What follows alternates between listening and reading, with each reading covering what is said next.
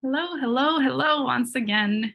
Dear Vaginismus sister, we're here for a question and response session. We didn't have one last week, so I'm coming in early this week with an important conversation based on the questions that you submitted.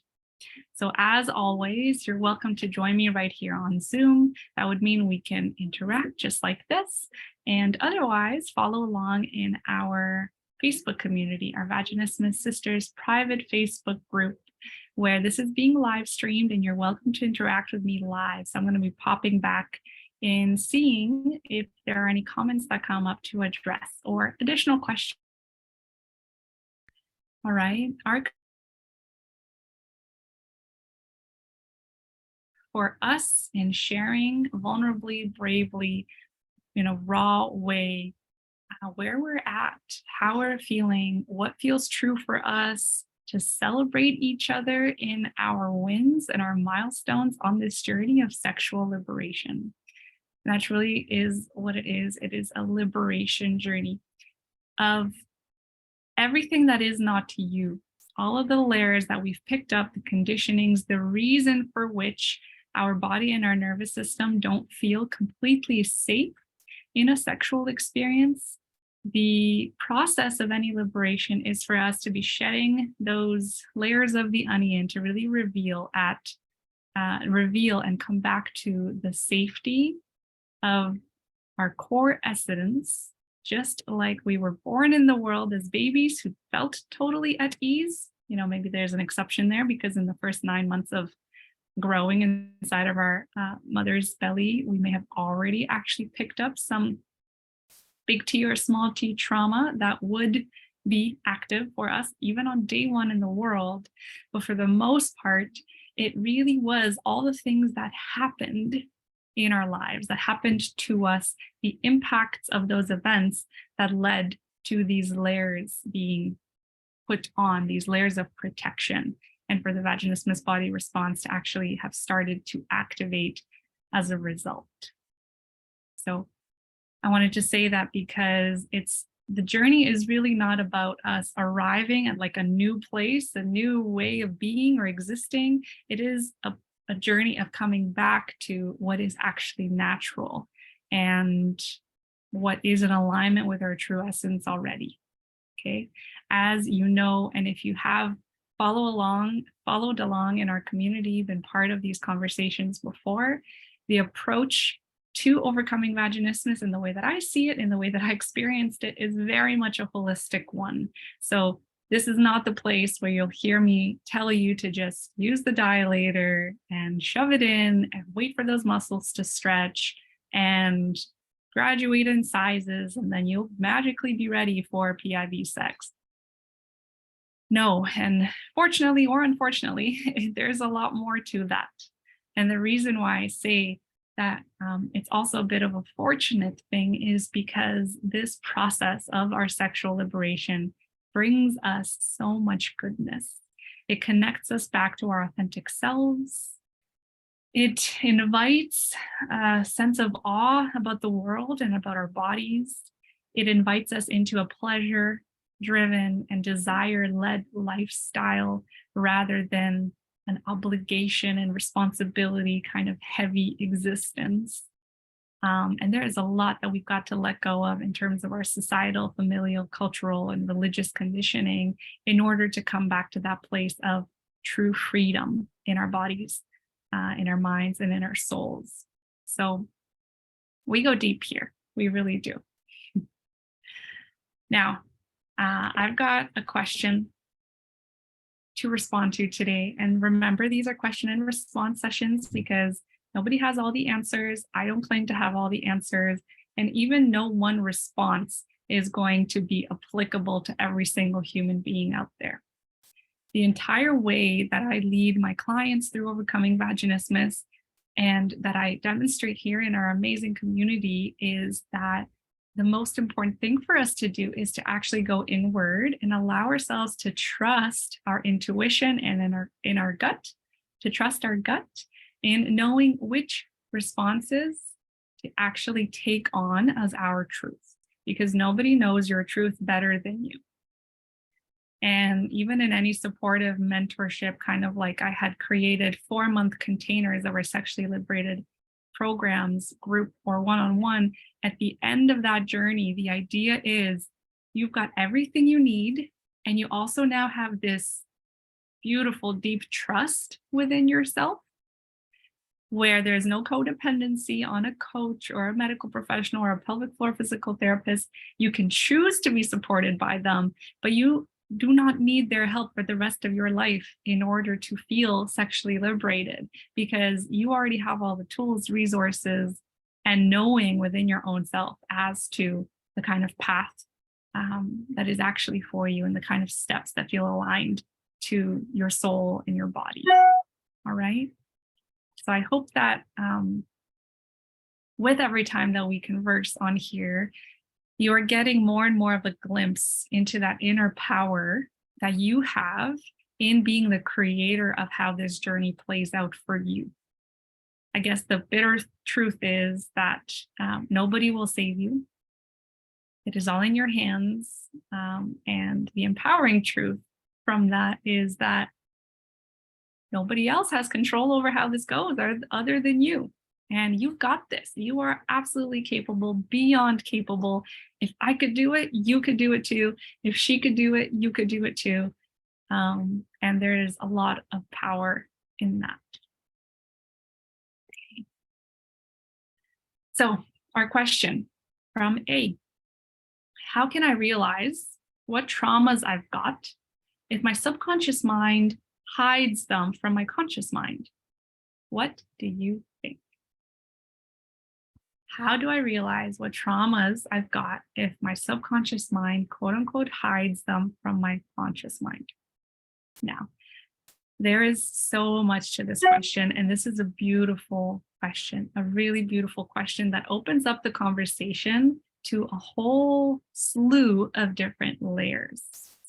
So first, let's start by exploring the difference of the conscious and subconscious mind, and why is the subconscious mind even really part of this conversation? If you think of an iceberg, the tip of the iceberg that's visible above the surface is our conscious mind. It is a representative and it is in control of 5% of our behaviors. Everything underneath the surface, that entire chunk, is the rest of what is responsible for how we behave in the world, and that is our subconscious mind. So our subconscious mind is responsible for 95% of our behavior. As a bit of a tangent, you may consider that the subconscious mind actually is in the brain. It is part of the brain system. But what's true, and this is the work of Dr. Bruce Lipton, is that the subconscious mind is actually the programming that's stored in absolutely every single cell of our body. So every cell has a way of being that has been programmed as a result of our DNA, yes, but also as a result of our life experiences and how we have grown up in the world to see the world.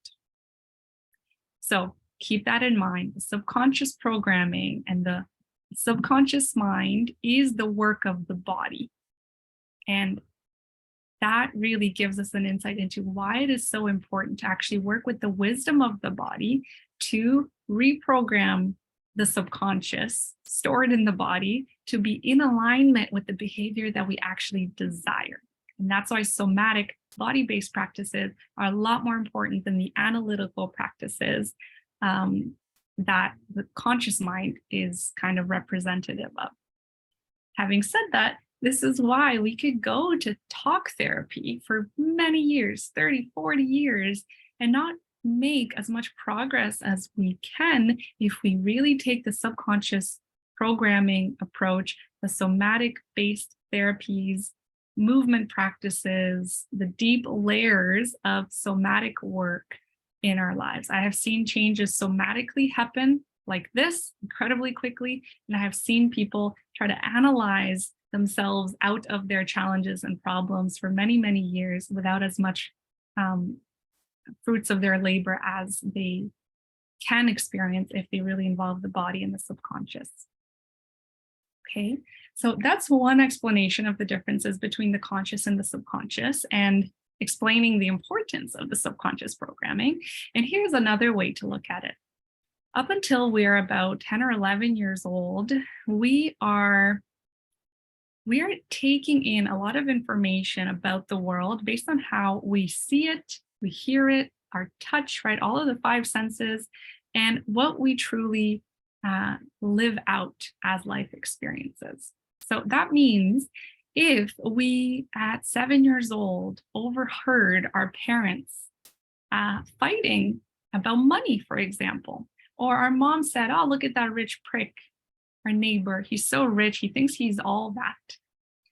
What we may create in that example related to money and abundance within ourselves is this subconscious program that gets stored in this little black box, if you imagine it as such, but really in every cell of our body, that says rich people are pricks. Having money means my mom won't like me, just like she doesn't like the neighbor. And interesting, my parents are kind of fighting and discussing this in a very like emotionally chaotic kind of way. So all of those things, even though we don't make the conscious decision to have some sort of resistance to abundance in this case, are going to be stored as that resistance to abundance. And maybe we go down in life and we start to experience these oddly, unexplainable problems related to money. And we kind of live in a bit of a scarce environment. Abundance doesn't come easily to us. Money doesn't come easily to us. There's something there because on a subconscious level, we don't want to grow into a rich prick because that's just simply what our programming says about rich people. So that is on a different topic, just to give you an illustration of what it could be, what it could mean. But on the space of pleasure and sexuality, we could have easily experienced sex in a particular way. Maybe our mom tells us, don't let a man too close. Don't let a man too close. He's going to break your heart.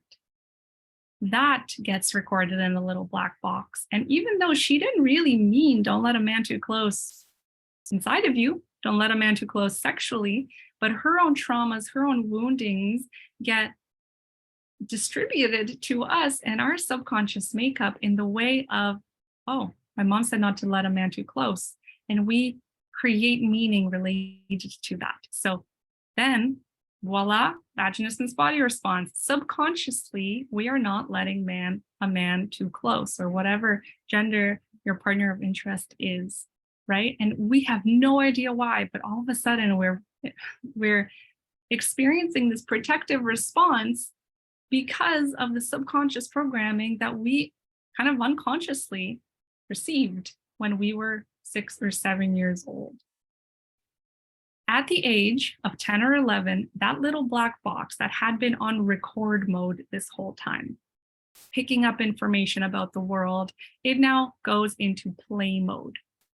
So it is no longer recording anything new. Everything that it had taken inside of itself and had recorded is now the way that the world is. That is why it feels so difficult for us to recreate those subconscious beliefs at a later time, because we're essentially reliving our years up until 10 or 11 years old. And on a conscious level, we cannot change them. But if we dip into the black box and we press the re-record mode, we heal emotionally the traumas, big T or small t traumas that are there. In order to recreate our experience of those programs, we can actually let go of those protective mechanisms and rewire our relationship to money, our relationship to men, our relationship to pleasure, our relationship to receiving in general, our relationship to our feminine omega energy shining through, or our trust in the alpha, or masculine energy. There's so many themes with which we can work with if we actually pay attention to the subconscious layers that are present. So it is very possible to go into that black box and click a re-record and actually process a lot of those experiences, rewire them, feel them fully, and choose a new program subconsciously. Okay, so that's possible. And we do this all the time. There's so many different tools. I use one tool that's also supported by Bruce Lipton's work, where his work is all about the biology of belief. But the particular tool that's important to mention here is called Psych-K.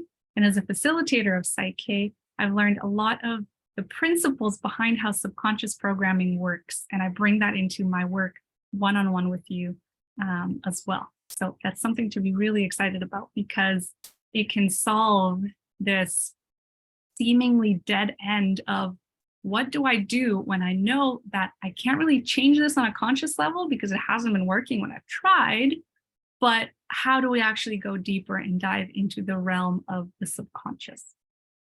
So I really wanted to start off that question with this explanation, because it is important to understand really what we're talking about before we have a response to it. So I see Elle's question here. Is somatic based like EFT and dance?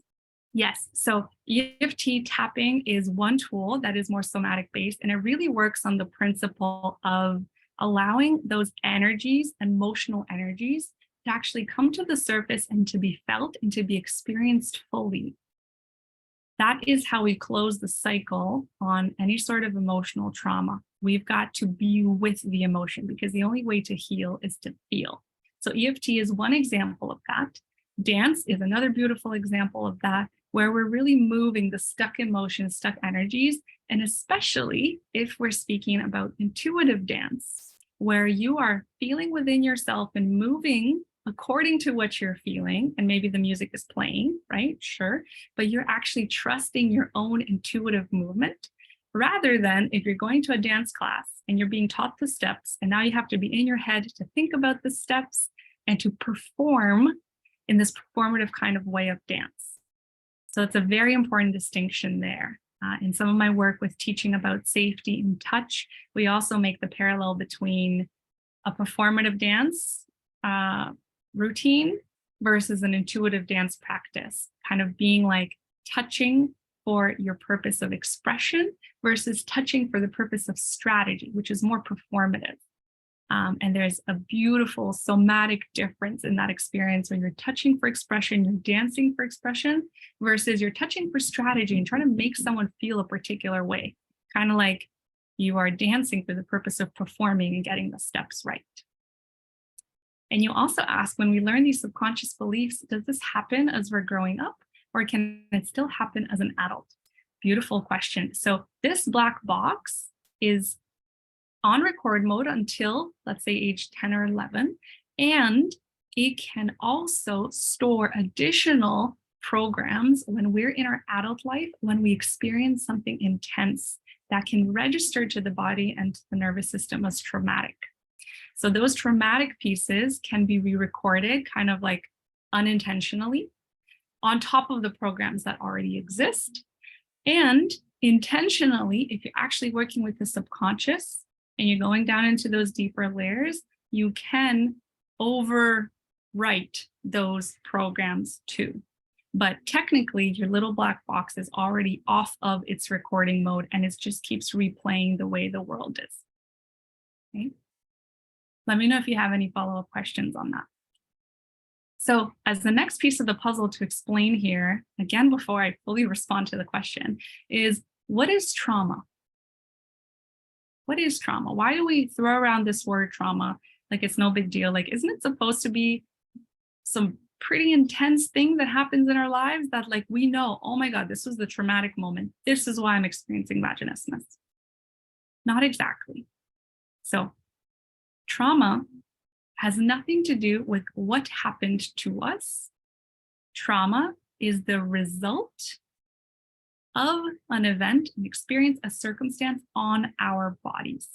So it's not about the event, and it's also not about the intention of the event. If that person that did something to us intended for us to be impacted in a negative way, in a painful way, in a wounded way, it has nothing to do with the event or the intention. All it is the impact of that an event had on our body and our nervous system. So all events have the potential of being traumatic, but not all events are traumatic. And one event can register as traumatic to one person and not register as traumatic to another person. That's why me and my sister grew up in the same household, in the same family unit, but I experienced this particular kind of sexual trauma. And she may not have experienced trauma related to, let's say, our parents fighting, or she may too have experienced this trauma, but it manifested in a different way other than vaginismus. That's why we grew up in the same household, but we have different experiences of our sexuality. And we, according to our self, diagnosis as well, can say one person was traumatized by this, whereas the other wasn't. Or one person was traumatized and the manifestation was vaginismus, and the other person was traumatized and the manifestation was anxiety, let's say. So that's a little distinction on trauma. And the way that Gabor Mate puts it, and I love his work, is that trauma is anything that is less than nourishing. Anything that is less than nourishing. And in fact, I believe Gabor Mate also, the first definition was from him, and the less than nourishing definition was someone else. So trauma is anything that is less than nourishing. So if we consider that we may have been walking down the street one day and somebody looked at us in a particular way, they kind of looked us up and down and they considered our outfit or something like this, and they gave us the dirtiest look. And we remember that person and how they looked at us and how there was so much disapproval in their eyes, or especially if this was a parent of yours, and of course they make the bigger impact in our lives. We saw this look of disapproval. That event was less than nourishing for us, and that event was traumatic. Because we may have, especially when our black box was also recording, we may have considered this to mean, I'm not accepted. I'm not okay. This way that I love to dress is not okay. And I cannot get this person's approval as a result, because obviously they are looking at me in this way, like something must be wrong with me. So that is an example of a less than nourishing event. That is an example of how it impacted us. And therefore, it was traumatic to us. And it was what we would call a small t trauma. It can be equally as impactful, equally as painful, and all of that emotion that was not processed at the time, the wounding that the event created was and is still within our bodies and our nervous system, being carried from that event that we haven't processed. So that is what we would consider to be trauma. Trauma is essentially a sense of disconnection from ourselves. It's a sense of brokenness. It's a sense of feeling like we're not okay, or, sex is shameful. And because I have a vagina, I am innately shameful. Whatever it may be, to every single person is different. But in my opinion, every single one of us has been traumatized in some way, shape, or form. Of course, where big T trauma may have been something that we more societally consider as big T trauma, like sexual abuse or assault, physical assault, emotional assault, et cetera, et cetera. But also, please do not overlook the seemingly smaller events that were equally traumatic in your life. And these are the kinds of things that we've got to process and look into, again, on a deeper emotional and subconscious level, rather than just analytically. Because we can tell ourselves affirmations for years and years to say, I love the way I dress. Or, that day that person looked at me, that was no fault of my own. That had nothing to do with me. It was just that they were grumpy that day, or they noticed something else, or like their look doesn't mean anything to me. We could say that consciously over and over, but it's not going to have an impact unless we actually go to the deeper levels of that event and we close the loop on the trauma by feeling it fully, by processing it, and by coming from a place of disconnection and separation and pain and wounding into a place of wholeness and acceptance and love. Because healing trauma, as the main ingredient to that, it happens with love and with acceptance and with forgiveness, coming to a state of peace. Okay? Peace. overcoming vaginismus really is a process of finding inner peace and love and acceptance. And from there, celebration and joy and playfulness again, and curiosity and pleasure.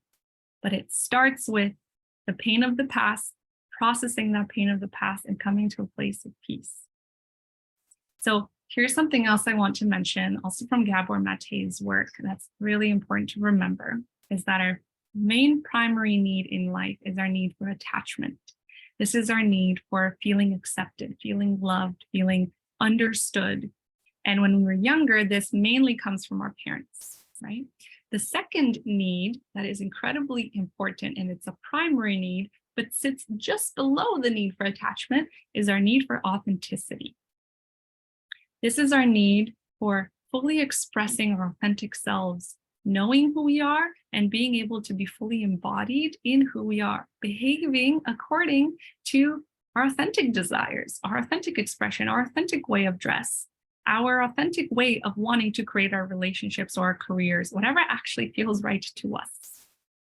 Now, as soon as our primary need for attachment, though, is at risk of any sort, when it's challenged, when it's at risk, we are automatically going to set our secondary need for authenticity aside. We're going to say, this is not important right now because what's most important is for me to get the love from my parents, for me to feel like I belong. So what do? We mold ourselves into what would receive the acceptance. We put on a mask that is not truly us to say, yeah, I'm the good girl. Yeah, I'm the good daughter. I got the good grades. You love me? Thank you. That's exactly what I was looking for.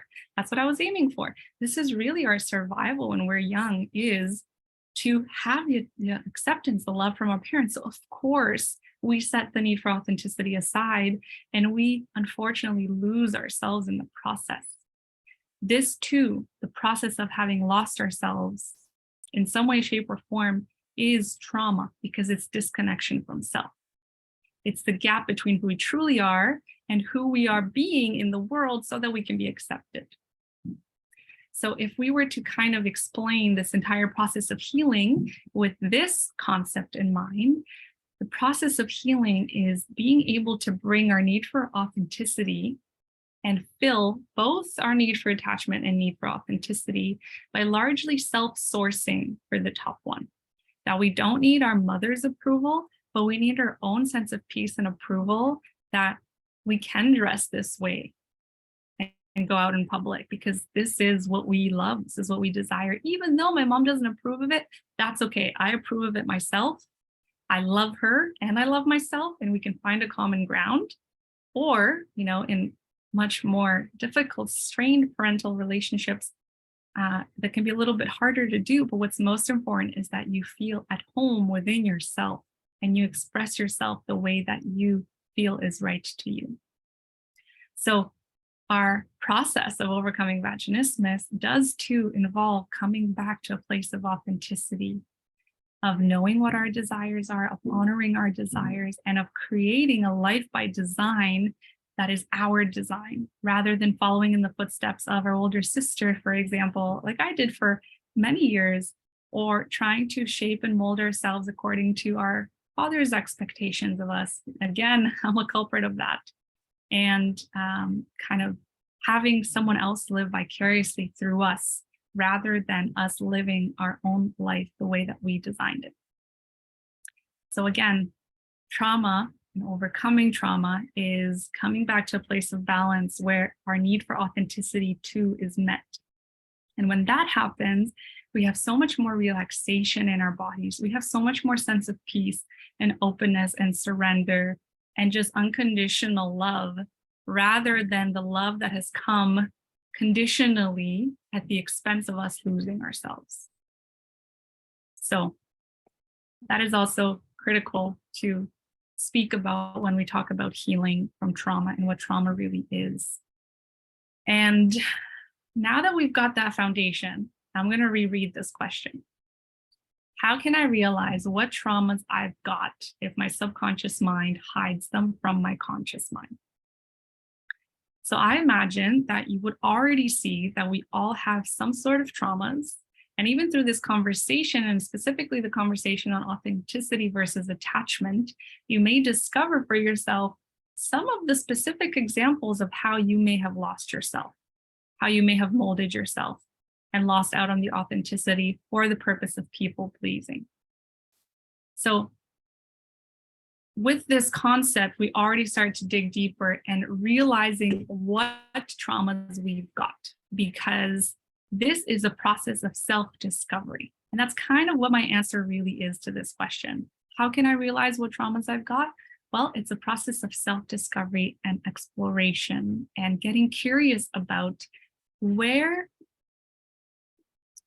do we feel a sense of tension, tightness, resistance, wounding, pain.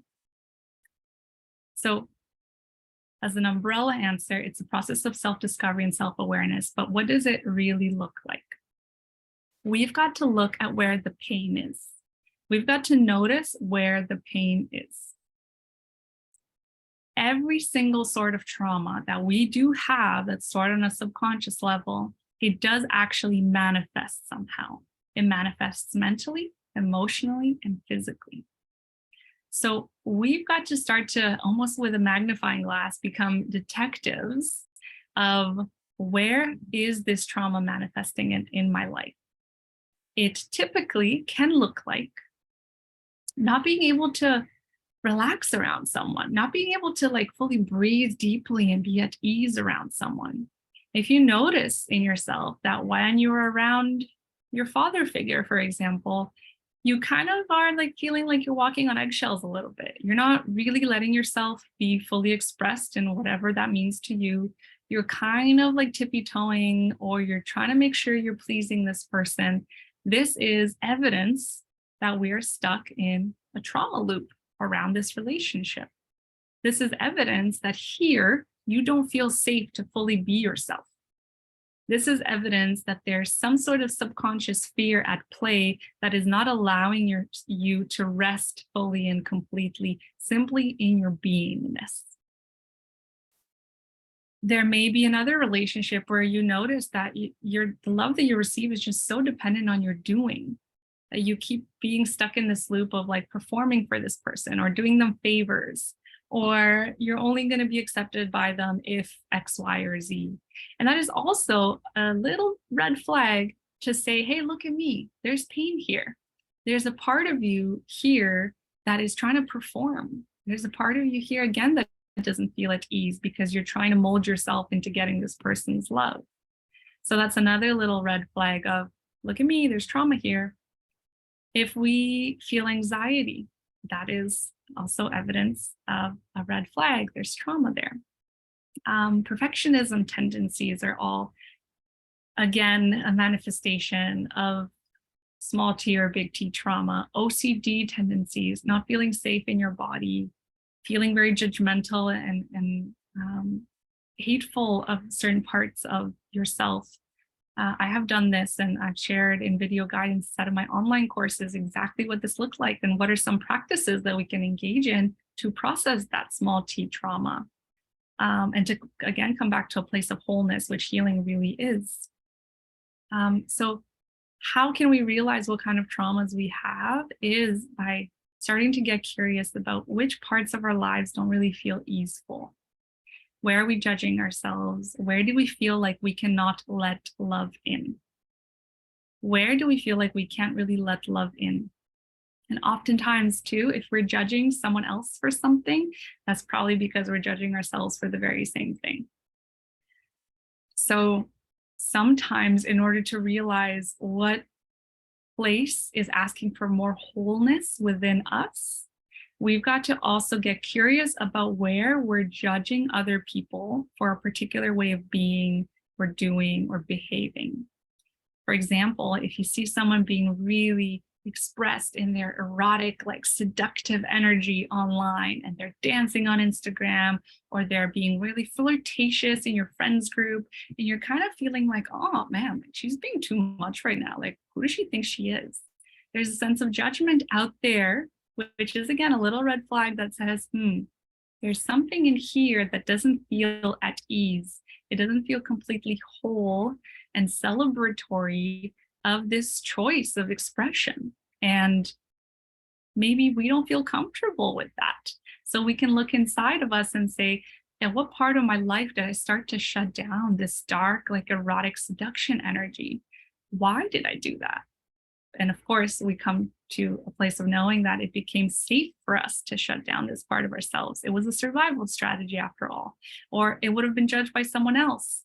So unfortunately, we lived life to come to a place of judging that within ourselves because their wound was imprinted on us. And we, in fact, are carrying their wound. But we didn't come into this world in this way, right? This was as a result of our life experiences that led to trauma. So those are some of the ways, that kind of showcase our lack of safety. And another little piece you can consider here is, where do you feel triggered? Where do you feel triggered in the world? Do you feel triggered by your partner? Do you feel triggered by someone being late? Or do you feel incredibly anxious when you're late for something, kind of like was the case for me? And I needed to look into that and process, like, wow, where did I learn that I have to be exactly on time or else? Well, from my dad. And that was kind of part of my story.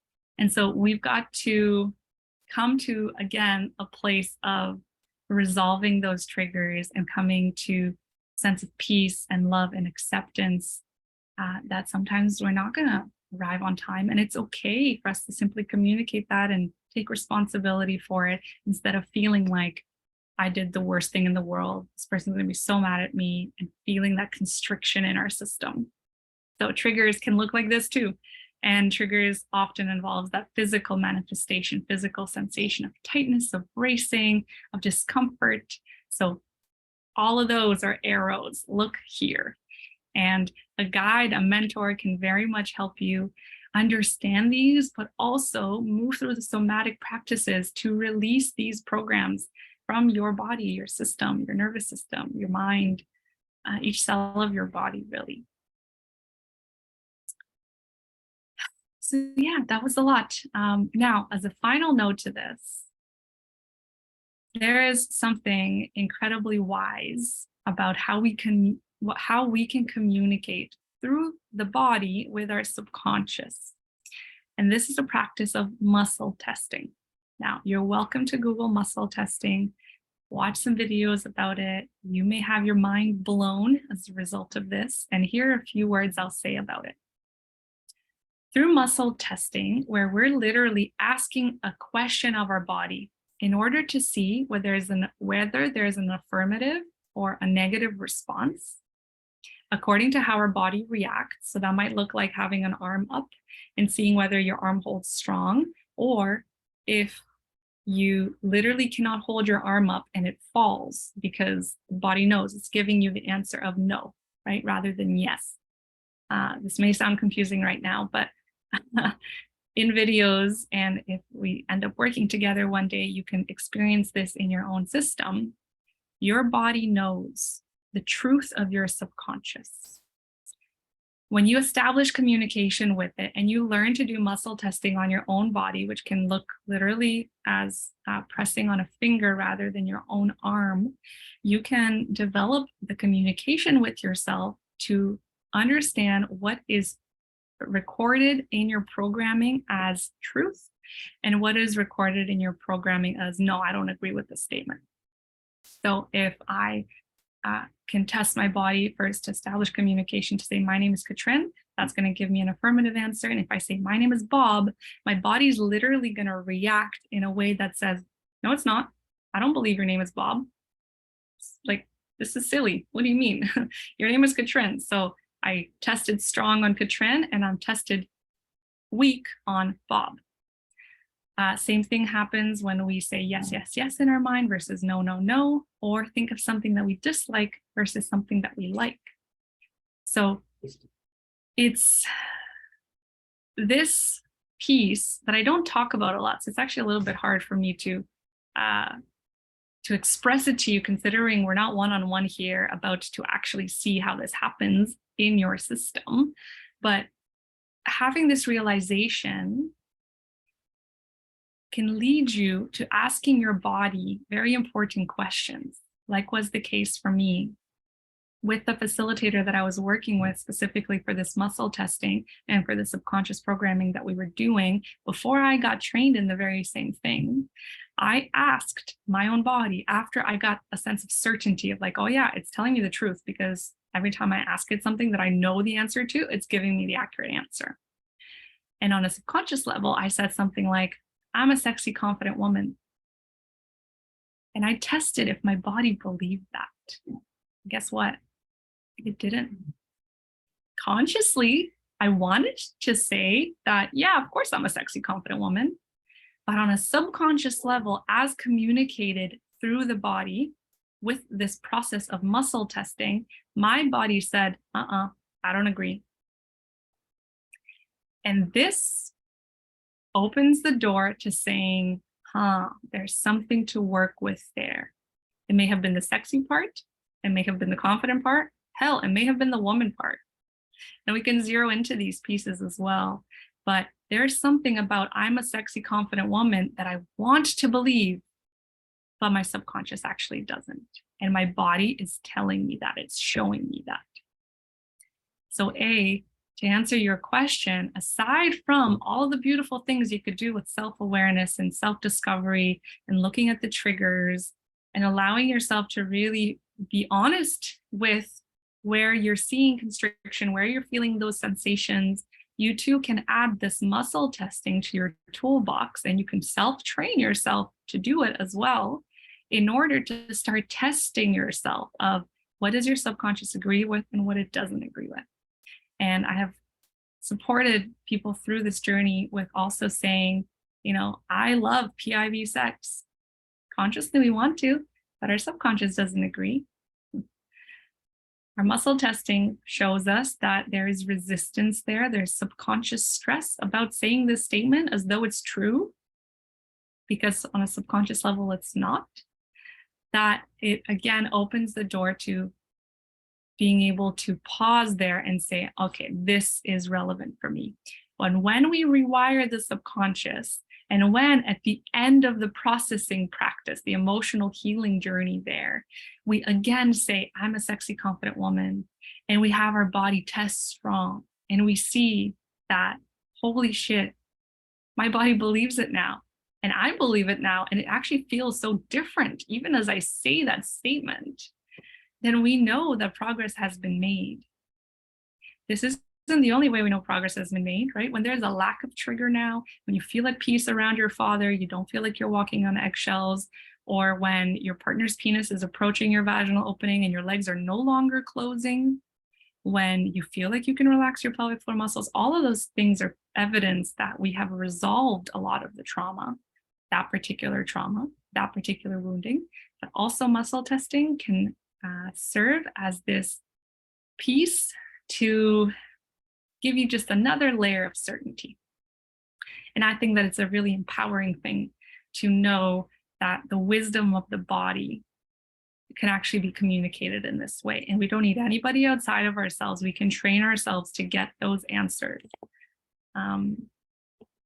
Of course, working with a facilitator is beautiful for this, but you don't necessarily need to. You can go and train yourself if you were curious. You can reach out to me and have me answer any of your questions if you were curious, or even work together on a more deep level, because all of this can be part of the puzzle pieces that lead to your sexual liberation. Amazing. Okay, Elle says, I get confused because I'm not sure where my vaginismus came from. There was a general sense that sex was bad growing up and being around avoidant/narcissistic men, but nothing that I remember that was specific trauma regarding sexuality. Can it happen from just a general environment of intimacy avoidance? Absolutely. Yes, yes, yes, yes, yes, yes. And even if it wasn't related to intimacy avoidance, even if there was nothing related to sexuality, or if it was something that was more of a shame or guilt related to eroticism, even if no erotic relationship existed, and all it was is that you observed the anger in your father, and when your parents would fight, it would feel like oh, there's so much like uncertainty here. I feel like they can explode at any moment. And my dad is not really the safe space that I can go to. Like I'm always walking on eggshells around him. And it has nothing to do with eroticism. This could have been the only reason that your body and your nervous system decided to go in protection mode in whatever that meant. And it just so happened that all of the difficult, tense, intense emotions got stored in the pelvic floor muscles. And that was like your protection mechanism from what you started to consider was representative of the masculine. So the subconscious fear that may have been created of the masculine on a subconscious level, right? It may have continued to lead and be okay, let me back up. You perceiving a masculine figure like your father as dangerous when you were little could have led to any future partner to be perceived the same way. Even though consciously you love them and subconsciously you love them, consciously you trust them, consciously you want to, like, you feel safe around them, but subconsciously you don't. Subconsciously there's a fear. Subconsciously there is, can I let this person close enough? Can I allow myself to open up and fully be vulnerable? I've done it in the past. It was kind of scary doing that with my dad. We take on those patterns and we infuse them into our relationships subconsciously. And they may have nothing to do with eroticism or sexuality. It may have had to do with the common thread of them being men. It may have had something to do with anything else. But there is this very common piece that I see in the women that I support around fear of the masculine, or lack of trust or lack of safety in being able to surrender to another human being, period, because we picked up those patterns. Yeah, and you said it was like that with both parents. I can relate. Yeah. And you know what we did is we also, when it comes to anger and those intense emotions, we observed this thing, anger, in both of our parents. And as a kid, we're like, oh, that's the monster. That's scary. Like, I don't want nothing to do with that. Like, who knows when they can erupt, right? This volcano.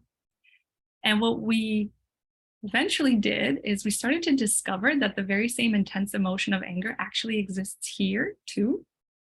And we said, oh, it's the monster out there. It's the monster within me. No. I cannot let this out. I'm going to push this down. I'll pretend this never existed over here because I want to be nothing like them. And we suppressed and gulped all that down. We didn't let ourselves express in a healthy way those emotions. And what vaginismus is a bit of a container that holds our truth. On the bottom of our pelvic floor muscles, it kind of holds this ball of emotion from being let out, kind of like from the bottom.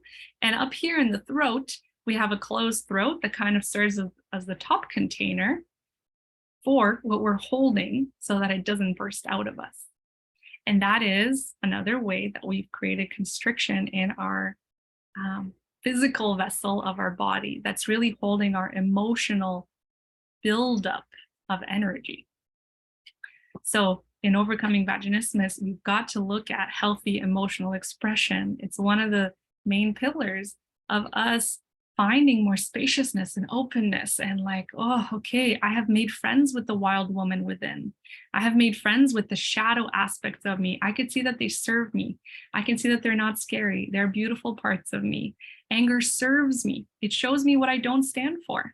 It shows me where my boundaries are. It shows me what my no is.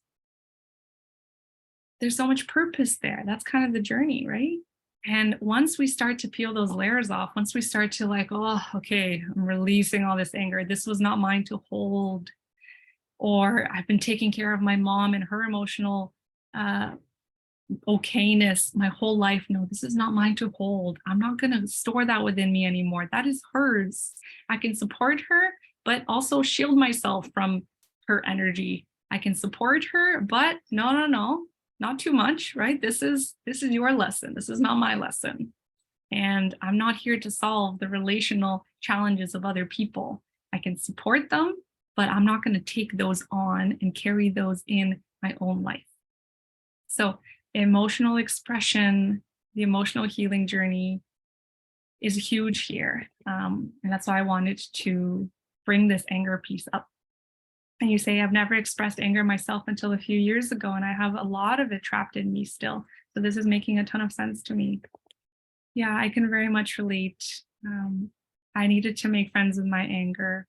And you know what also happens sometimes, which is very interesting, is we tend to swing to the extremes of, so this pendulum kind of swings to the extremes until it starts to find balance. And sometimes at the beginning of our journey with starting to listen to and learn from and express our anger in a healthy way, we can kind of feel like, oh, shoot, like this is getting a bit scary because the pendulum is swinging to the extreme. And especially when we don't feel like we've got a beautiful sense of safety within ourselves with this, or if we're not supported by someone who is helping us feel nourished in that, it can feel like we go too far and all of a sudden we get scared again and we go to the other side of suppression. And then we erupt and it's kind of like, oh, no, this is, again, the monster's coming out, like this was too much. And we swing the pendulum again to suppression. It's important that we create a beautiful, safe container so that we can actually find that balance. We get all the benefit from the expression, but then we can land in, okay, I feel open. My vessel doesn't have so much to hold anymore because I've allowed myself to healthily nourish myself into letting it go. And now I'm in a state of balance where as things come my way, I'm going to process them real time. I'm going to be so beautifully self-aware that I'm going to go inwards and I'm going to know, this is having an impact right now on me. Let's take a moment. Let's take a pause. Maybe I have some spaciousness tonight to sit with myself for half an hour and to really go into this rather than shove it away and put it aside and have this pendulum swing again in the direction of suppression. So it becomes a real-time skill. And that's why I am so excited when all of our fellow Vaginismus sisters learn these skills within our own emotional regulation, is that aside from the journey of overcoming vaginismus, they support us in having a fulfilling life in general. That they support us in being able to process things real time and then be able to sink into a state of like curiosity and playfulness and joy and fulfillment of life and love for ourselves and a deeper understanding of other human beings that are going through similar things, or also beautifully, a deeper understanding of what our parents had gone through and how they too, in their time, unfortunately, it wasn't really good enough for the way that they parented us, but they did their best at the time. They did their best according to what they had as tools at the time. And they're on their own personal journey, just like we are. And how can we start to let go of the blame that we may have put there? And again, be able to see it for what it is, be able to support them from a distance, but also not have their shit continue to impact us in our lives, and to really find that balance. So like you said, yep, that's where I am now, trying to find balance. Well, you're doing beautifully. And the fact that you're in this conversation says so much about your commitment to yourself. Anyone watching, I want to acknowledge you and celebrate you for tuning into this really deep and beautiful conversation about what really matters in this journey of overcoming vaginismus. And you're doing great. Okay, you're doing beautifully. These are the kinds of conversations we have in these Q&R sessions inside of our community. There's also going to be live programs coming up, the self-paced online journeys that I have available on my website. We're going to be deepening and moving through together on a chunk by chunk basis with you, whoever would like to dive in as part of those adventures, those programs together. And I'm not going to reveal everything because I still want to tease you about this part, but there's also something else that's coming that's going to be another layer of support that I trust is going to be absolutely life-changing for all of us who decide to participate. Okay. Thank you so much for being part of the conversation, for watching the recording. If you have any questions you would like me to address in our next Q&R session, please let me know. You're welcome to post. You can always post anonymously as well. If that feels safer for you, then I applaud you for taking that step and taking care of yourself in that way.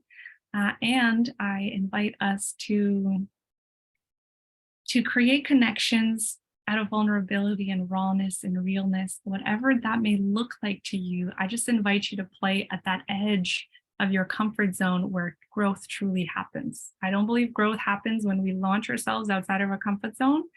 Growth happens at that edge where we find safety. And now all of a sudden that edge doesn't feel like an edge anymore. And so we play into the next edge and the next edge and the next edge. And we expand our capacity to be vulnerable, to hold more, to feel more, and to be embodied in our true nature, which really is freedom. Our freedom and love and play and joy without the need for any sort of protection of the heart or of the yoni, the vulva, the vagina, the womb as well.